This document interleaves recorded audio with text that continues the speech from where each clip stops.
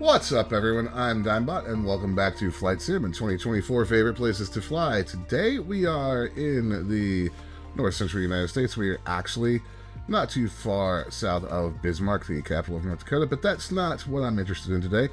I want to check out the Missouri River, so let's go ahead and fly with our Cessna 172 Skyhawk here.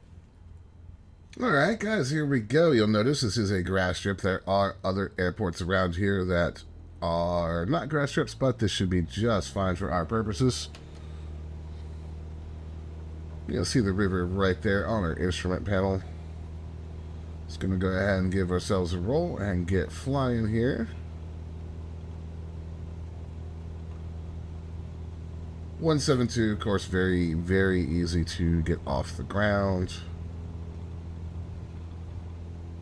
So, not too concerned there.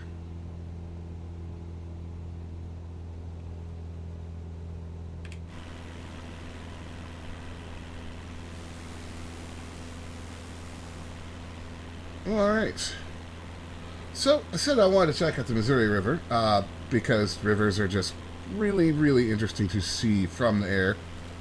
You'll see it just over there. We're going to go ahead and bank that way. Missouri River, actually the longest river in the United States. I know a lot of you would think of the Mississippi as that. It's actually the Missouri. Now, the Missouri is a tributary of the Mississippi. Runs for about 2,341 miles. That's 3,700, little over, kilometers for those of you in Europe, before it enters the Mississippi north of St. Louis. Drains about 500,000 square miles of the U.S. It has been heavily, heavily developed for hydroelectric power, channelized for shipping, which actually has cut like 200 miles off the route. It was instrumental in westward expansion and also the fur trade. A lot of history here.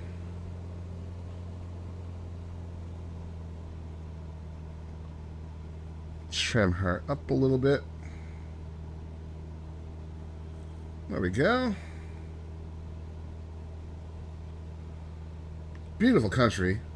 You're going to find mostly rolling farmlands out here.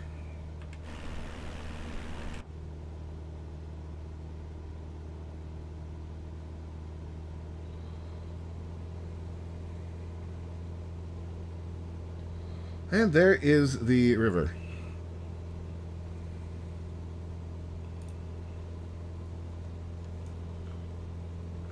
Now, the river does take kind of an interesting course. It does actually flow east for a fair ways.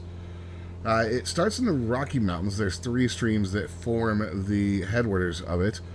Interestingly, one of them is named the Firehole River, which originates in northwest Wyoming at Yellowstone's Lake Madison. And then it flows through the eastern plains of Montana before eventually joining up with the Mississippi.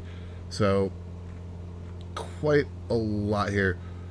Obviously, coming out of the Rocky Mountains, a lot of silt in it, but also a lot of Native American activity around it, or First Peoples, as we should say.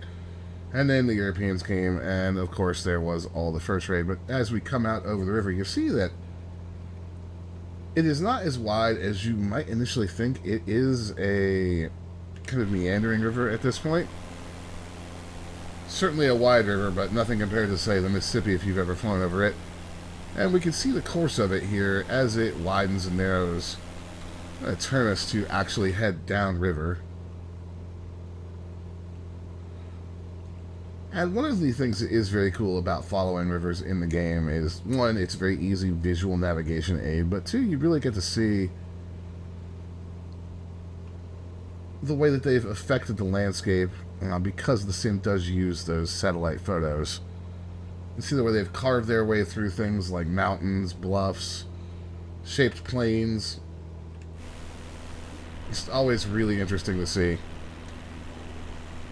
And this is one of those things, guys, that you could just fly as long as you wanted to, just following the river. If we were to head north, we would be heading back up towards Bismarck, as I said.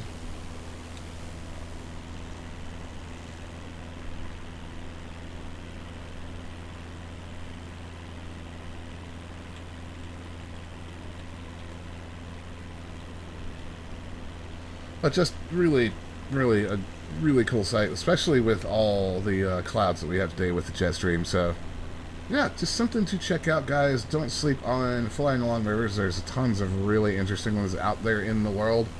But that'll do it for me today. If you found the video useful or helpful, hey, like and subscribe. If you have a place you want me to check out, leave it in the comments below.